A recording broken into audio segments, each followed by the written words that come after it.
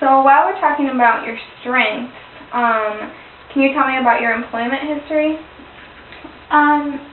Yeah, I wasn't employed in Somalia because the town I lived in is very male-dominant and patriarchal. So I helped out a lot around the house. I did the cooking and the cleaning, and I took, like I already told you, I took care of my younger sisters when I was younger. Kept the house since I got married for my husband. But women didn't really work outside the home in our town. But then once I moved here, I started living with my brother, and it's a lot more common here for women to work. So I got a job. Now I'm a housekeeper. And I clean houses, and I do grocery shopping and things like that. It's just for one family. I go twice a week. And I only grocery shop one time when I do that. I grocery shop once a week, and then twice a week I clean their house and just kind of keep things in order because the husband and wife both work and they have kids too, so things just get kind of crazy, so I clean their house. Well, that's really good. That's a good strength to have, that you're getting outside the home. It must be a big adjustment not working and then all of a sudden having to come here and earn your own income. Yeah, it's been strange, but I like it. It's nice to feel like I'm contributing. I contributed before in Somalia when I was cleaning and things like that, but it's just a different kind of contribution, and I like being able to give my brother, some financial help since I feel like I put so much strain on him. You said you only clean for one family. Have you thought about getting more clients? I have thought about it, but I don't really know how to do that. Obviously I had never had a job before when I first moved here, and the couple that I work for, my brother works with the husband, and he was just mentioning one day at work that they needed to get someone to help out around the house because they were so busy. So my brother kind of set that job up for me, so I don't really know how to find any other people to clean for.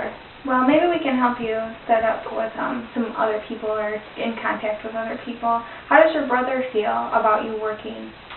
I think he's glad about it. It was his suggestion, and he found the people, so I definitely think he feels good about it. He has told me that he appreciates that I'm helping out, and I think he's noticed that I'm glad to be getting out of the house sometimes, because before I didn't really leave. I don't have a car or anything like that, so all day when he was at work I was just sitting at the house by myself. So I think he's happy for me that I can go out and do something else, even if it's not like recreation, but it's still something to do. That's good that you have the support of your brother. And you're only getting out of the house a couple times a week, but maybe if you get more clients, then you'll be able to get out more. Also, I wanted to discuss your interests or hobbies. Do you have any of those things that you like to do? Not really. I like to write letters to people. I write letters a lot back home and things like that, but in Somalia I was really busy because I was helping my husband and myself and taking care of our house, but I was also taking care of my younger sisters and things like that, so I didn't really have time. I started doing that when I was young, so I didn't really develop interests when I was younger, like a lot of people do. And since I've come here, I don't really know how to get involved in things, so I don't have anything that I particularly like doing right now, but I feel like maybe if I tried some things, I would like it. Yeah, I think that we should get you involved in some sort of interest group or something. You said that you like writing letters. Maybe we can hook you up with like a pen pal or something and make some sort of connection. Also, it's good to get out in the community, so I can do some research and see, bring you some ideas and see what maybe you would like to do after or like during our session. That would be great. I did tell you earlier that I might give you some homework, and one of the things that I want you to do, as we're talking about resources now and stuff, is during the week maybe write down things that you think that you need help with, because I know that right now it's hard to come up with things on the spot, but maybe while you're working or at home you can just sort of think of things that you're doing right now that would be easier with some assistance. Yeah, that would be great, because I do, you know, when you asked me what I needed help with, I couldn't think of anything, but I'm sure there are things that, you know, I could use some help with. Okay, also the next thing is starting to write down the times when you feel the happiest.